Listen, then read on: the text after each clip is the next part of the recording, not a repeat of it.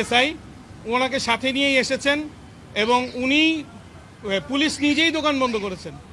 এখানে মব সৃষ্টি করছে, পুলিশ বন্ধ করে দিছে। তো তারপরে যখন ওসি সাহেবের সাথে আমার টেলিফোনে কথা হয়েছে, ওসি সাহেব বলল যে আমরা দোকান বন্ধ করি নাই, দোকান খোলার পারমিশনও আমি আপনাকে দিতে পারছি না। এমন হয়েছে যে পলকের মতো ইন্টারনেট বন্ধ করি নাই, ইন্টারনেট বন্ধ হয়ে গেছে। কিংস এবং প্রিন্স সহ আরও এই মার্কেটে যারা যারা আছেন তারা সবাই অনেক ক্ষমতাবান। আমি আজকে মগবাজার মোড় দিয়ে আসতেই অনেক ভয় পাইছি যে আমাদের শহীদ ওসমান হাদির মতো আমাকেও না আবার কেউ গুলি করে ফেলে।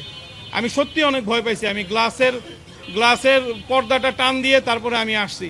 এত ভয় নিয়ে আমি ব্যবসা কেন করতে যাব এই দেশে? আমি একজন প্রবাসী, বাংলাদেশে করোনাকালীন সময়ে এসে ব্যবসার হাল ধরেছি। আমার বাবা ইন্তেকালের পর আমার ইলেকট্রনিক্স আইটেমের ব্যবসা ছিল, সেগুলো সব কিছুই করে আমি চিন্তা করেছি যে পুরুষ মানুষ সবসময় নির্যাতিত, নিপীড়িত এবং অবহেলিত। পুরুষের ঈদটাকে যেন সুন্দর করা যায় সেই উদ্দেশ্যেই আমরা 330 টাকায় পাঞ্জাবি দিয়েছি। এবার আমরা 2টা কিনলে 4টা ফ্রি অফার দিয়ে এই ভাবটা প্রকাশ করতে চেয়েছি। একজন মানুষ 2টা কিনবে 4টা ফ্রি পাবে, 6টা পাঞ্জাবি সে একা পরবে না। সেই পাঞ্জাবিটা তার বাবাকে দিবে, তার চাচাকে দিবে, তার মামাকে দিবে, তার খালুকে দিবে, ফুপাকে দিবে। তাদের সাথে যদি সম্পর্কে কোনো প্রকার ব্যাঘাত ঘটে থাকে তাহলে তাদের এই সম্পর্কটা ঠিক হয়ে যাবে। এই চিন্তা ভাবনা থেকে অফার দেওয়ার পর যদি এই সিন্ডিকেট ব্যবসায়ীরা আমাদের উপরে আক্রমণ করে এবং পুলিশ সদস্যরা যদি তাদেরকে সহযোগিতা করে আমাদের গরিব দুঃখী অসহায়দের চালানোর মতো এই প্রতিষ্ঠান বন্ধ করে দেয় এবং সামনে পুলিশ পাহারা দেয় এবং গ্রাহকদেরকে বলতে থাকে যে এই প্রতিষ্ঠানের চেয়ে ভালো পণ্য অন্য মার্কেটে পাওয়া যায়, ওইখানে যান, কাস্টমারদেরকে ধাক্কা দিয়ে বের করে দিবে, এই রকম পজিশন যদি হয় তাহলে আমরা ব্যবসা বন্ধ করে দিব।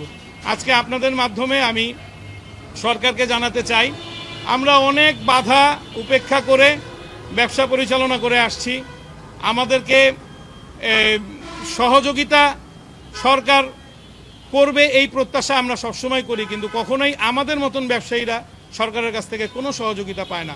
সহযোগিতা পায় সিন্ডিকেটরা, সহযোগিতা পায় বড় বড় ব্যবসায়ীরা যারা বিশাল বড় অঙ্কের লোন নেয় ব্যাংক থেকে লোন নিয়ে তারা ঋণ খেলাপি হয়, তারা বিভিন্ন ধরনের সহযোগিতা পেয়ে থাকে, কিন্তু আমরা কখনো সহযোগিতা পাই না। আমাদের মতো ব্যবসায়ীরা সব সময় মানুষের কাছে আমরা নিপীড়িত, নির্যাতিত, নিকৃষ্ট প্রাণী হিসেবে থাকি।